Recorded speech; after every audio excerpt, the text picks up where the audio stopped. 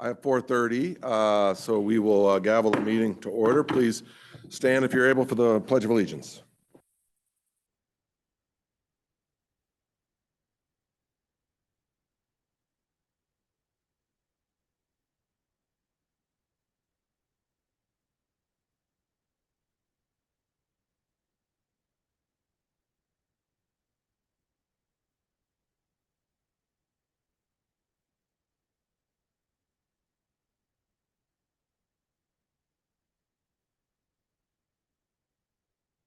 So let me turn this on. There's a change to our consent agenda.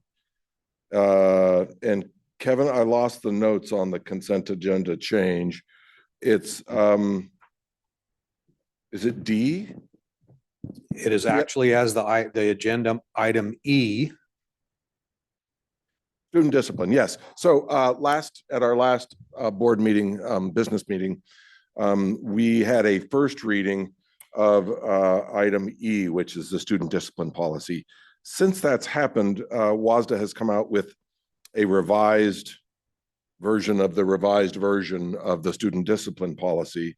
And so we'll have a first reading of that, and then we'll do our second reading at the next meeting, is the change. And I just want to notify people of that at the start of the meeting, change to the agenda. Let's start, though, with the district highlights. Mr. McKay. Well, I'm going to pass it right down to the two new faces to my right. And Sarah, do you want to start, or do you want Brian to? Hi, I'm Sarah Croston. I am the new Director of Student Experience, which entails CTE and math. My family and I just bought a house in Selah, and my oldest child just started kindergarten at RLK. So we're now a Selah crew. Fantastic. Where were you before Selah? I taught in the Highland School District for 4 years, and then I was a math coordinator there for 3 years. And then before Highland, I was in Grandview for 4 years. It sounds like you're from the Valley originally. I'm not. Yeah. I actually grew up in Montana and then went to school at Oregon State, and ended up in Grandview through Teach for America. Oh, fantastic. Yeah. Great. Well, welcome. Thank you very much. Thanks. Yeah, great to have you. And my name is Brian Bueller. I'm the new principal at Selah Middle School. My family and I lived in Selah for the last 8 years, maybe 9 years. I have a recent graduate. I have a senior in high school and then a freshman in high school. Outstanding. Welcome. Did you go to Wilson Middle School? I did go to Wilson. I may have been your baseball coach at Wilson Middle I think School. you were. I knew the name was really familiar, but now I'm Yeah, putting the I face. think I also had you at YVC too. Oh, nice. Okay. I got into this game kind of late, so Yeah. Well, Yeah. welcome. Welcome. Yeah, good, thank you. good Cavalier, good Yak, and now a good Viking. There We're you go. There you go. glad to have you here. Boy, that's great. Excellent news. Our next item of business under the highlights are some SHS Unleashed awards and a little bit of action from the SHS Wind Ensemble. Yeah, I'll kind of get you up to speed on both those. Those came across to us during the summer. The Unleashed Awards are annual awards from Unleashed. Unleashed is our partnership with our high school students involving ESD and the Yakima Herald Republic. These students have an interest in journalism, and there's programs for high school students. Within that partnership, our students participate in it, as many school students from out the valley. We're fortunate to have some students who have excelled in that area, and some of these you've heard their names before, so it may not be a surprise. First one is Cameron Pelson. Cameron is a 24-25 senior, second year member. He received 3 awards in the Unleashed Awards: Photographer of the Year, Best Photo Feature Collection of the Year, and Best Personality Feature for an article he had. Rosie Pandit, you all have heard Rosie before. She's done an incredible job of being a student at the high school. Again, a 24-25 junior, second year member. She had the Best News Story of the Year and the Best Student Personality Feature for the year. And then Mallory Keller, a junior, also Best Scenic Photo of the Year. So our students did very, very, very well in that. And then our Wind Ensemble, which is part of our Fine Arts Music program. Each year, the music educators of the state of Washington come together for their annual conference in Yakima. And at each year, they invite certain groups from across the state, invite them to perform for the music educators. It is in the world of music education, it is one of the most prestigious awards to play in front of the music educators of the state of Washington. It is the first time that our wind ensemble has been invited to play in front of the music educators of the state of Washington. So I'm going to read to you what Kevin Matson received, and he is just he is overjoyed with this recognition. I wanted to share some exciting news. The high school wind ensemble has been selected to perform at the 26th Washington Music Educator Association All-State Conference on February 14th in Yakima. I officially accepted the invitation today. I also want to express my gratitude, appreciation for all the support that makes the opportunities like this possible. This selection is a huge honor for our students and our program. It represents not only their hard work and dedication, but also the investment and encouragement from our schools, the district, and the community. This will be an incredible opportunity for our students to represent Selah on a statewide stage, and I am so proud of the work they've done to get here.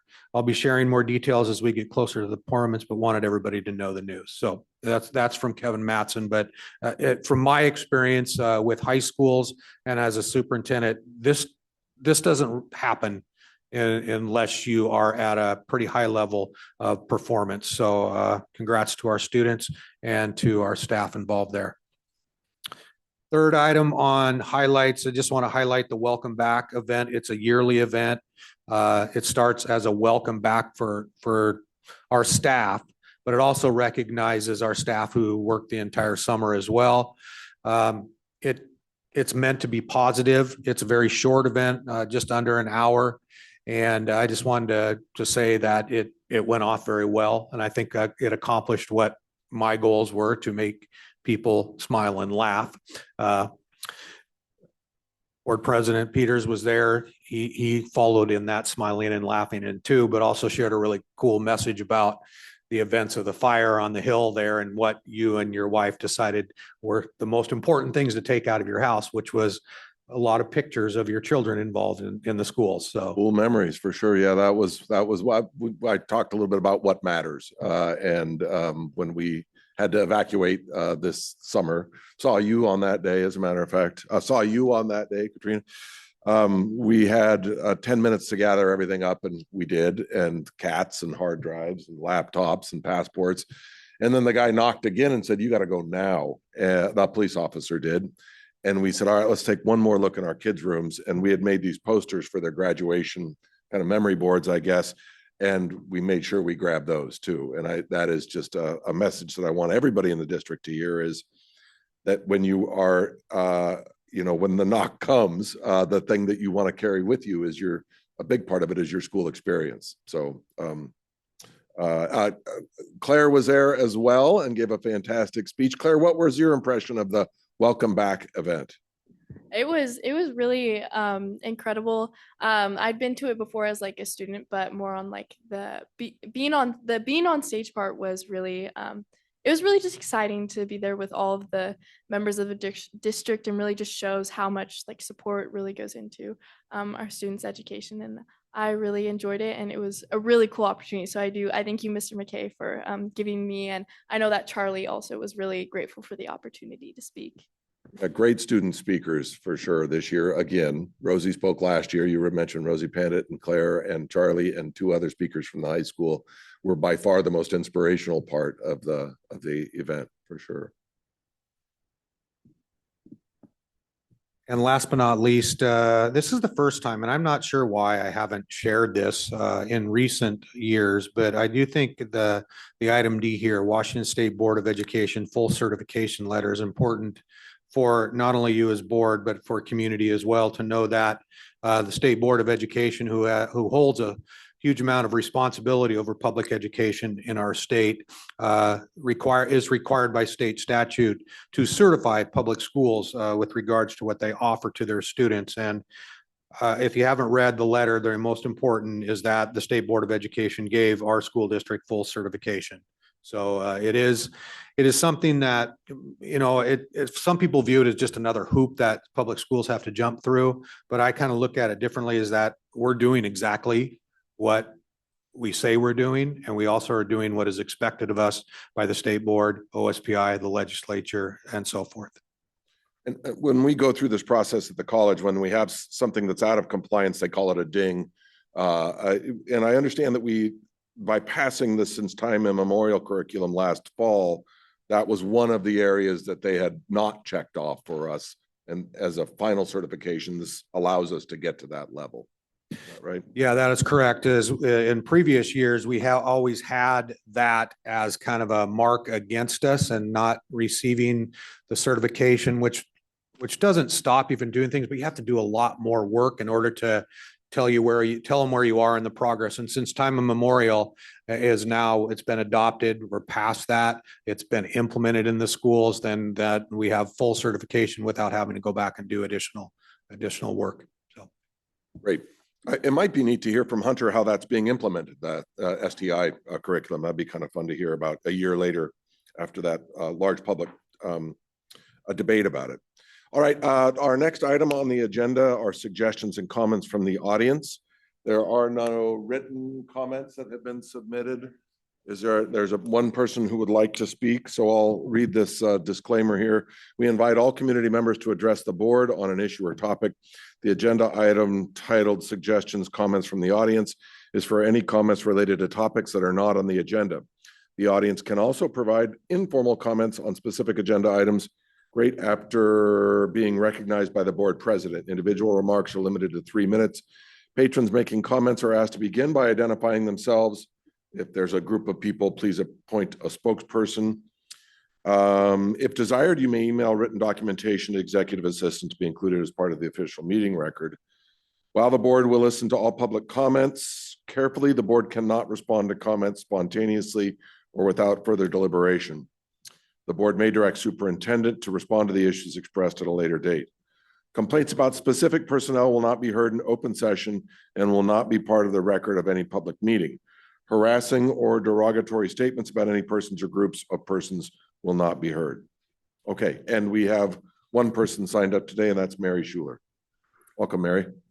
Thank you. My name is Mary Schuler, and I just wanted to thank you very much, Dan, for actually talking at the Coming Back to School event about the fires and about what you could actually take out of the school or take out of your homes. So I appreciate you very much for doing that, because for the fires and what has gone on, I never really thought about how much that affects people in the home, but pictures speak a lifetime. So I very much appreciate for what you have done about that.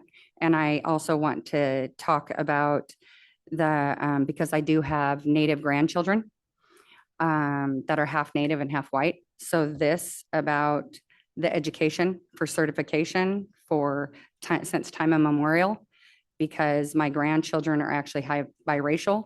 So I have talked to my granddaughter's school at John Campbell, and she has actually asked me if I will be making fry bread for that. And I said, yes, I would. And some homemade jam, and go and take that to the school. So thank you for making both of these, but I really appreciate you for talking at this back to school event. Great. Thank you, Mary. All right, the next item on our agenda is the approval of regular meeting minutes from our July 24th, 2025 meeting. I will make a motion that we approve the regular meeting minutes. Is there a second? I'll second it. Any comments or questions about the meeting minutes from last July's or this July 24th, 2025 meeting? All those in favor of approving signify with an aye. Aye. All those opposed, abstain. Move on to the consent agenda. And again, here's where E is going to change to a first reading or something like that. The first one is the Human Resources Action Sheet. Chris, is there anything on the HR action sheet that we should be aware of?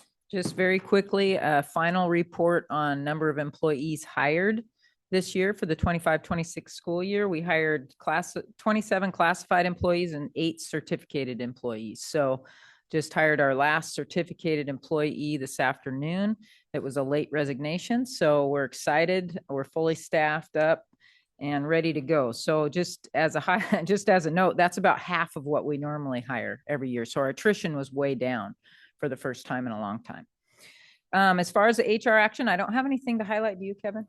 Okay. Just some kind of end of summer appointments, right? Yes. That often happens, I know. So it's good we're all fully staffed up.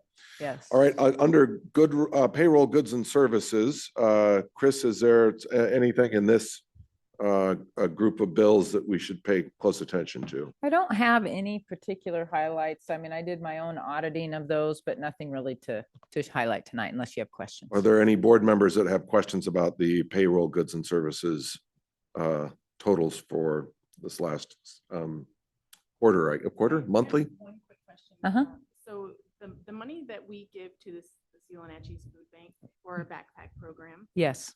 where does that funding come from? Is that specifically? It comes out of our overall funding, our basic ed or levy funding. We take it from kind of the bank that's not allocated to anything else. And so the money actually has been a true benefit to so many students that are identified by our family support team in a confidential way.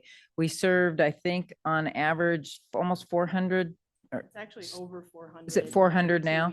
Oh, In 2 weeks. So out of 3,600 students, these 400 plus students identified by our family support team get a backpack to go home with meals for the weekend.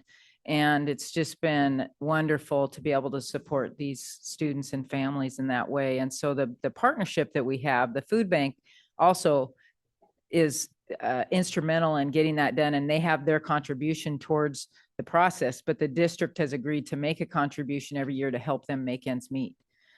So it's been a great partnership. Kevin, anything you want? Something that we plan to continue. Yes.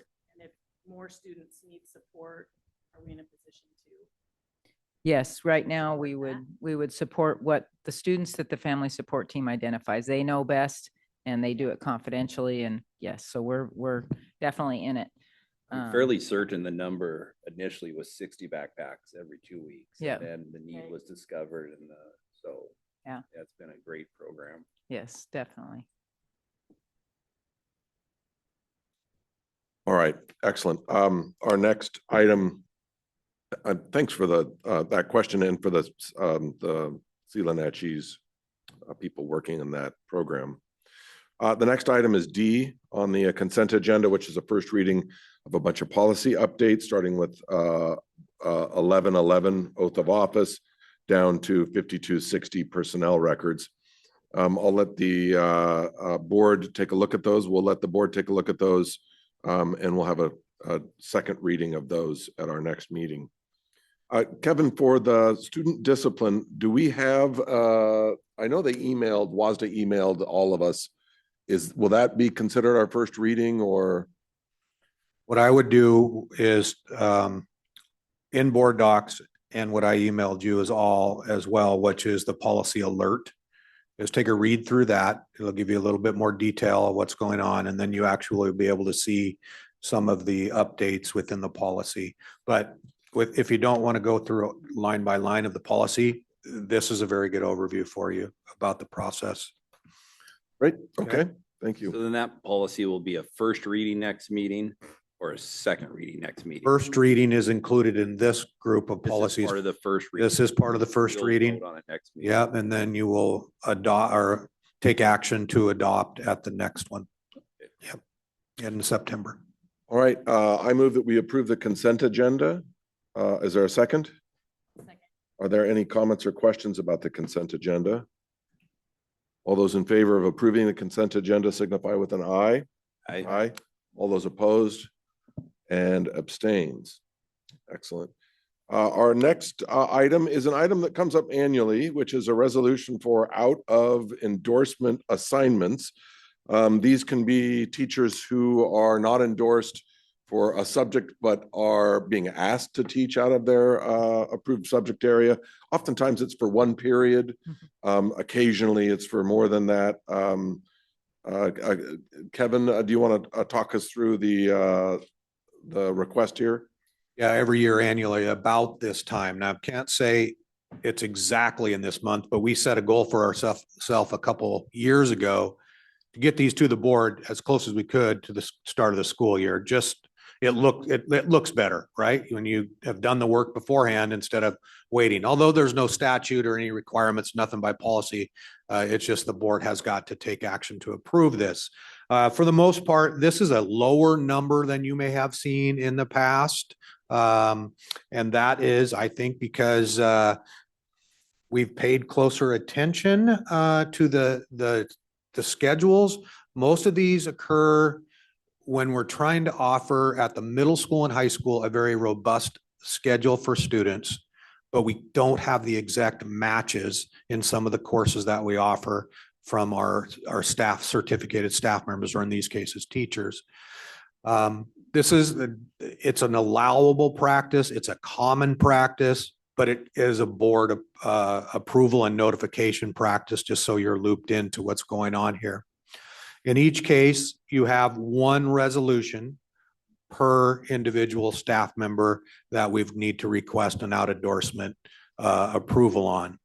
As Dan said, some of these are for one period, maybe one period of one teaching assignment over the course of the entire school year at the high school. John McClintock is the one that is easy one to bring to mind. He does not have an endorsement or a degree in philosophy. Very seldom people do, but we offer a philosophy course. And John has background in that, although he doesn't have a degree in it or a major or minor in it. He does not meet the endorsement, but we offer it. He's the most qualified to teach it. And so we need to come to you for that approval. You may have seen ones in the past, special education teachers. We do have another one of those. Obviously, special education is our most difficult area to hire for. And sometimes we must hire fully certified teachers. They just don't have the special education endorsement. So we have to go back and work with them on a plan to get that endorsement. And so in order to do that and hire them for those positions, we need to bring those to you. So what you'll see here, I think, are 6 or 7 different individual people for those resolutions. So you said that, it is quite a smaller number than what we're used to seeing. And one thing that stuck out to me was the lack, well, not lack of, but there are less dual teachers. So is that a good sign? Does that mean that we've hired these dual language positions? It is a very good sign. It's a good sign for us from the position that we are in for 2 reasons, is that we know what's going on within the schools, probably more so than we have in the past, because bringing 15 or 16 of this to you just doesn't sit right with us. And so we've eliminated a lot of that, but a good portion of those, Sarah, exactly what you just said is dual. Is that we've been able to secure dual teachers, they've stayed with us, or we've been able to hire those. That's been a benefit for us. I'm not sure that's a benefit for the other school districts who are seeking dual teachers, but it's definitely been a benefit for us. Right. Is there a consistent theme for us within our district on departments or particular certifications that we are lacking? And is that a Selah specific problem, or is that something that we see regionally, statewide, nationwide? Special education is all of those. Special education, regardless of it, it's a resource room or a specialized classroom for students with higher degree of disabilities or grade level. Special education in the whole, it just, that we're not seeing the increase in the number of students coming out of universities who are having that as an endorsement. So many of them are going back after and getting that endorsement because it allows them to secure a job. But for us, that we are one of everybody who is searching for more special education teachers. And then what makes us different, not from every school district, but school districts with dual language programs, that again is another reason why you may see some dual on there as well. But I think we're in that cycle again where there are an abundance of certificated teachers with all kinds of different endorsements. And the reason why, there's just not a lot of openings for new teachers coming out of college or new to the profession. Districts are, because of enrollment, are not hiring more, or they're in positions where financially they're needing to reduce their budgets, and that's the biggest place where you reduce budgets. So there are a lot of people out there looking for jobs. Another offshoot of that is that there was a time when we lacked in substitute teachers. We've probably got more substitute teachers signed up this year than we have in previous years. Great. That help? Yes, thank you. So we can do these as a group, 2025-12 down to 2025-17. I move that we approve the resolution for out of endorsement assignments. Is there a second? Second it. Are there any other questions, additional questions or comments? All those in favor of adopting resolutions 2025-12 through -17 signify with an aye. Aye. All those opposed? Abstentions? Great. We'll move on now to item number 7, which is Claire. Take it away. Do you have, I know it's summertime, but do you have a student board rep update? Well, it's last day of the first week, so we made It's it. not summertime. Yeah, it was summertime. It's all done. So last time I talked to Mr. McKay, we, which was last week, we have like 1 or 2 students signed up for 4 now. Okay. I've been working with the ASB and activities director at the high school to kind of get the student board representative just out there and more students aware so we can get, as many people seeking out this opportunity as possible. Yeah, it's been a great first week back. Going to the back to school event was super inspiring, even as a student. We had our first like assembly today at the high school. And one thing I will say I have noticed though is that there's 1,200 kids at the high school, and that is way too many for our building. Just to keep that on your radar, I know that that's something. Like one of my classes has 48 students, and this is not a elective class. This is a college level calculus class where one teacher is trying to teach 48 students, and another one of my classes has close to 35, another college level course. So we're outgrowing the high school, especially with this huge freshman class. So yeah, I think I'm really excited to kind of help the incoming student board representatives as we get into this year. And you guys have any questions for me? You kind of brought it up, but Chris would probably be the one to answer it. Is this the biggest bubble we'll have at the high school with this freshman class? So do the 3 classes ahead of this freshman class bigger than the 3 classes before it? This is the bubble is now getting to the end of the road here. So they'll be exiting. All the smaller classes are coming up the system now. Okay. Yeah. Great. Thank you very much, Claire. Excellent. We will move on now to the Associate Superintendent for District Operations and the financial status. Yes, update. I'll jump right into that just to give you kind of a little bit of a highlight on the enrollment. We don't have an official enrollment count for September yet. That happens on September 5th. But what we do is we ask the buildings to populate their FTE. For this current week, we ask them to do it. And then next week leading up to the 5th. So we are looking at pretty much over projection in all grades, but maybe just a couple at this point. The high school is still up in the air a little bit because we're looking at head count and not FTE. So our projection is looking pretty solid right now, but we'll have a better number for you when we get to the official count on the 5th. Right now, we're still withdrawing kids that have transferred. We're enrolling new students. We got a lot of movement right now, which typically happens the first week of school. And I'll add to that too. We also have some families kind of in limbo right now.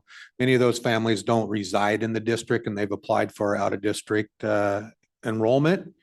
And if they happen to be at the high school, as Claire just said, there's a lot of students, but some of those students that are on our books right now are unofficially withdrawn or are going to someplace else. So the high school has to balance who is actually there, and they should be able to weed all that out. And then if there's room, which I'm not going to say there's going to be or there isn't, there's a possibility of some of those students gaining enrollment or entrance into our schools. Probably the high school has the highest of those. maybe a little bit at the middle school. Most of the time, obviously at the early grades, if parents are applying from out of district and we have room and the student has shown to have good attendance, good academic progress, and has not created behavioral issues for the district, then we're going to accept them in. It's a 1-year agreement, and then we'll see what happens after that. We're still open at all grade levels. Except for calculus. Closed. Closed. You know, Robert's in the basement. All right, I'll jump into the financial status update. This is a report as of July. As a reminder, the August year-end report is not presented to the board until the December board meeting. We actually have a process that we go through September and October. We're required to have our year-end closing done by October 25th. So there's always a lag time before you get another financial update until we present the year-end numbers in December. It's with only one board meeting in November, it cuts it really close to get the presentation off in November. So we've always done it in the December timeframe. But this is as of July, that's 91.7% through the school year. We've received 87.8% of our budgeted revenues and expended 88.5% of our budgeted appropriations. We have a process that we go through, like I said, September, October. So there'll be a lot of accruals that get posted back on the revenue side and the expenditure side that'll bring us closer to our percentage mark. But we're pretty much really right on target to where we're projecting our year-end fund balance to be and where we'll land at the end of the year. We've been meeting on that regularly. So we're right now at the end of July. Well, as of the end of July, we had just over $10 million in the fund balance cash reserve. So right on target, we'll end probably 10.5 to 10.8 million at the end of the year. So that's where we projected to be when we talked about our budget and you adopted the budget in July. So that's that. On the other funds, ASB, pretty typical where we're at. We're sitting 450,000 in ending fund balance as of July. We typically roll over $300,000 to $400,000 a year in the ASB fund. The debt service fund, again, just to service our outstanding bonds, we're at just 1.5 million, just under 1.5 million on ending fund balance. We've paid all of our debt payments for the year. So principal and interest payments get paid twice a year, once December 1st and once June 1st. Those have been paid. Revenue's been rolling in from tax collections to pay the debt. And we're right on target with where we need to be for year end on debt service. Transportation vehicle fund, we're still waiting on one bus that's not here yet that we purchased. So we may be in a situation where, well, we will be because the 31st is upon us. And if we don't receive the bus by the 31st, then the expenditures get reported into next year. But we have budget capacity there and there's no problem with that. We just haven't received the bus yet.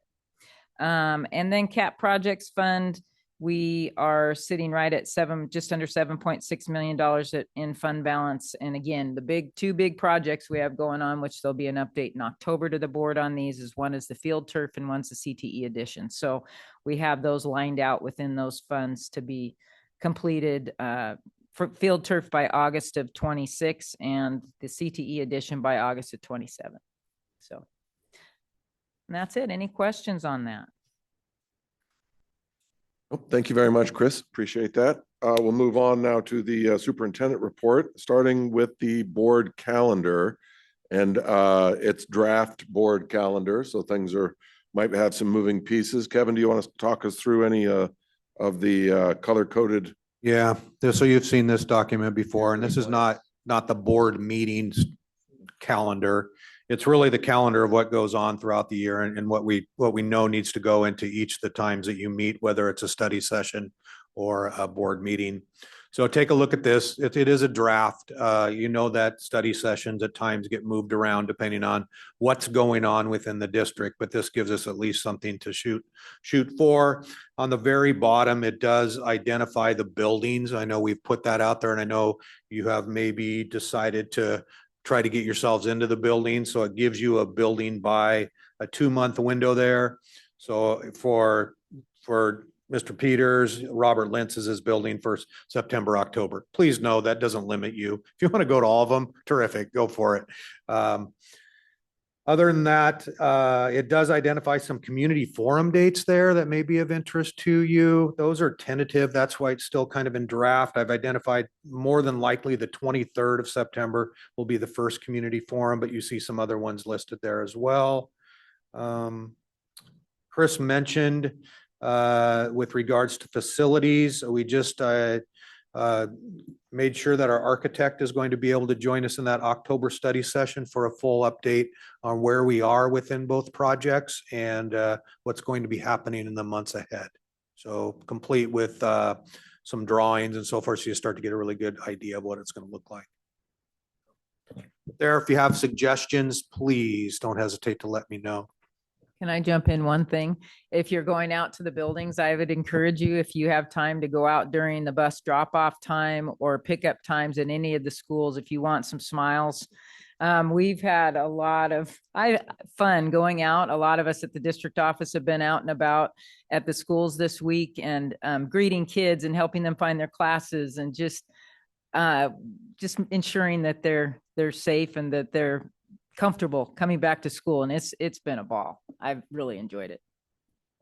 Thank you. I know that Kevin, you and I spoke yesterday about maybe trying to find a way to get more parent involvement at least at board, get more parent voice, more parent input, and maybe having that be part of a community forum or part of a study session, sort of like we've had student panels in the past. Maybe that would be a way to include parents and get families involved.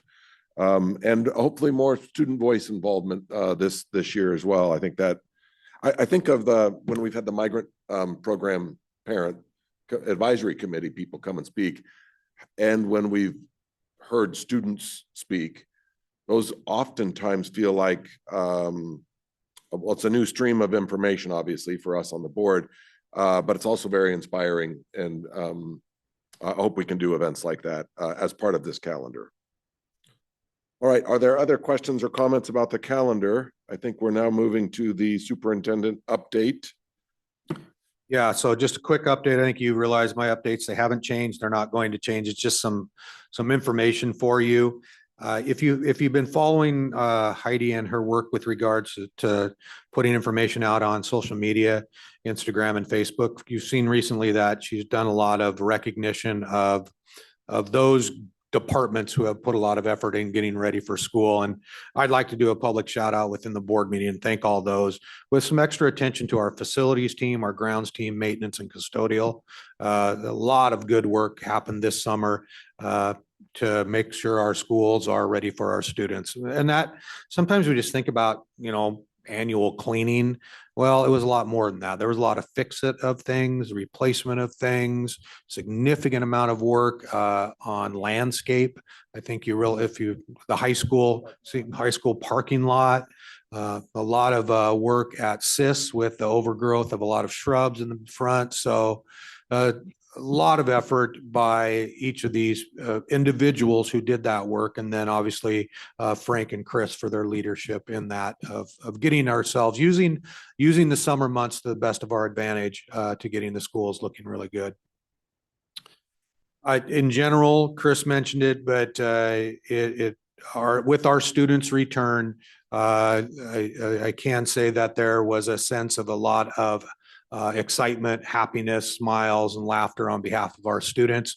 Claire, it's nice to hear from the student perspective that you share that, especially at the high school. I mean, you can feel it. You can't put your finger on it. I mean, you can take pictures of kids and happiness and parents and their excitement for the school year, but it has for the first week has been very positive and has run rather smoothly.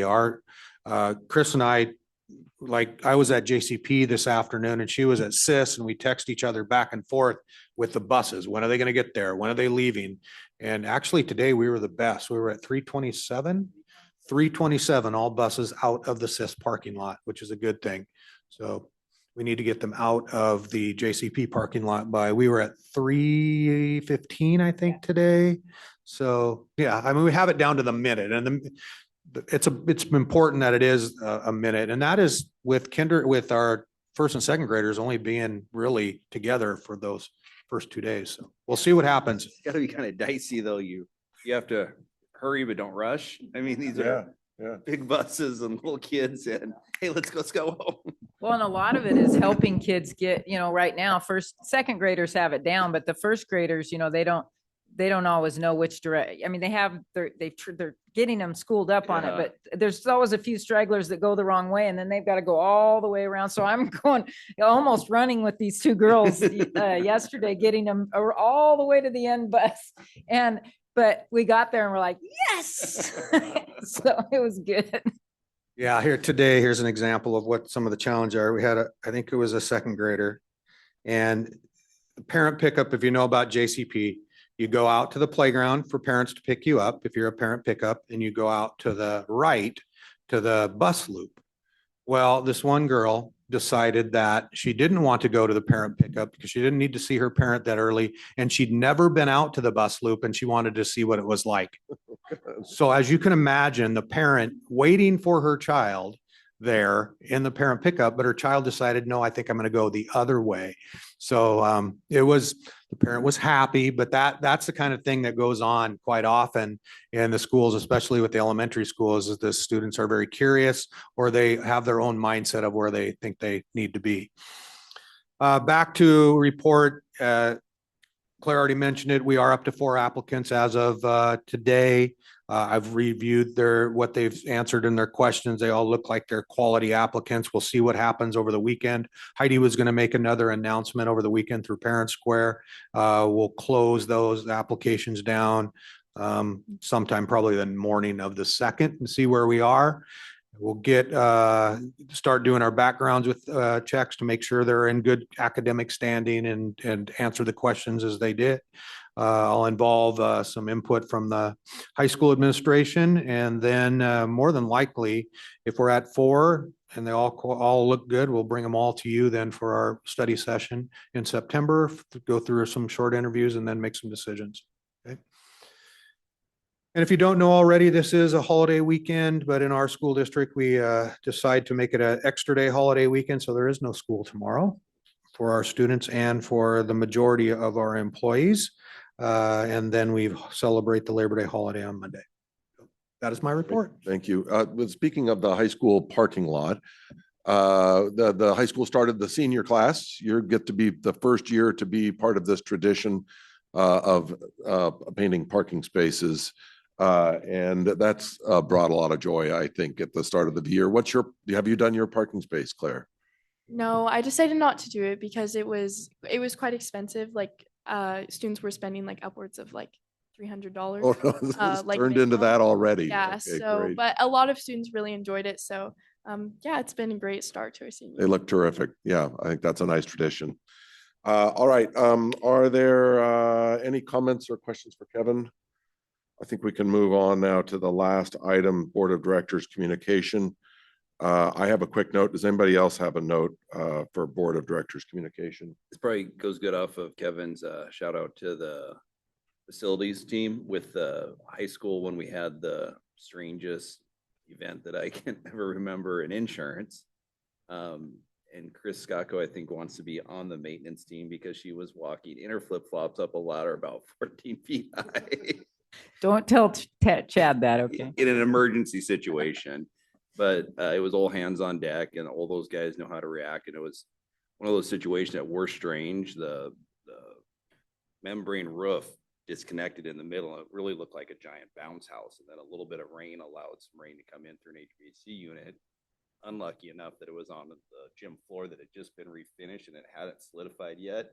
So the water got into the floor and then sealed under it and started spreading. But the staff knew exactly what to do, led by Chris and Frank and stuff. And it was just a disastrous process. It was really fun to see play out and then have insurance take care of it at the end of the day. So it was good on a lot of people's part.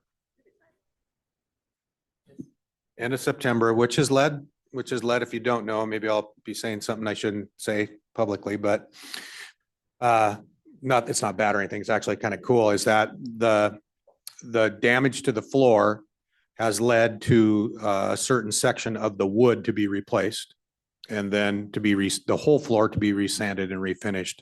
And that takes some time, and then it needs to cure and all that stuff. So it has a day-to-day impact. Like, for example, you had an assembly in the the bleachers today outside, right? That doesn't normally happen. So it's the day-to-day operations of the school, but it also awfully impacts our extracurricular activities and specifically in the fall volleyball. So what it led to is that athletic director and volleyball coach decided to think about, could we play a game outside? And so on the 16th, they have worked with the Yakima Sports Authority group to secure one of the floors that they use in the Sun Dome for the big tournaments and for the state tournament. Those floors can be used outside as well. And so we've secured one of those floors. That floor will be set up prior to, I think it's the 15th, and then the game against Eastmont will be on the 16th, outside and then potentially under the lights. So that's one thing that probably would have never, ever thought about without the damage to the floor. So we're also going to probably bring back some of the old memories for us who were in the 80s where the high school was not the high school that it is, and play in the famous Pat Clark Gymnasium for some volleyball, varsity volleyball matches as well at the middle school. So be neat. All right, thank you. I have a quick comment. We are heading into the election season for 2 school board positions that are open. And for the school board members that are here, and I'll send this to Derek since he's not here. It'd be good for everyone to hear this, and I want to make sure he does as well. There's some legal guidelines from the board perspective that we have to kind of be aware of, and also just some common sense ones.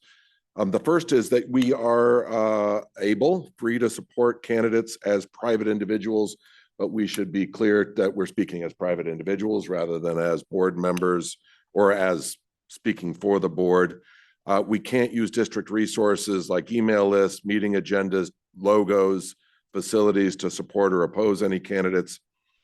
During board meetings, we are prohibited from advocating for any particular candidate or against any particular candidate, or ballot measures for that matter. And on social media, this one gets tricky, and we are going to have an OPM training, I think, coming up. So this is good to know. But if we are commenting on social media and there's 3 of us commenting, all of a sudden we've got a board meeting. So we have to be very careful with how we present. If I know most of you aren't even tempted to present your opinions on social media, but if you are tempted to present your opinions on social media, just be careful that you're not creating a quorum, that you're not speaking on behalf of the whole school board or the district, and that you're not using any part of your official role. Some common sense advice would just be to make sure to keep conversations respectful, to model what we teach our students. I have a friend who says, you better be nice to people because you never know who you're going to end up with at the same table in the old folks' home. You know, Yakima is a small place, right? If you're mean to somebody and now you're sitting at the table and that's where you are. So that's true in the election as well, as if we maintain respect for each other, prioritize what we're here to do, which is to be the best representatives for our kids and our schools. I think that's the right direction for us to go. So just some common sense things and also some legal things that I wanted to make the board aware of. And as I said, I'll send this information to Derek so he hears it as well. That's all I had. Anything else? Good. All right. With that, the meeting is adjourned.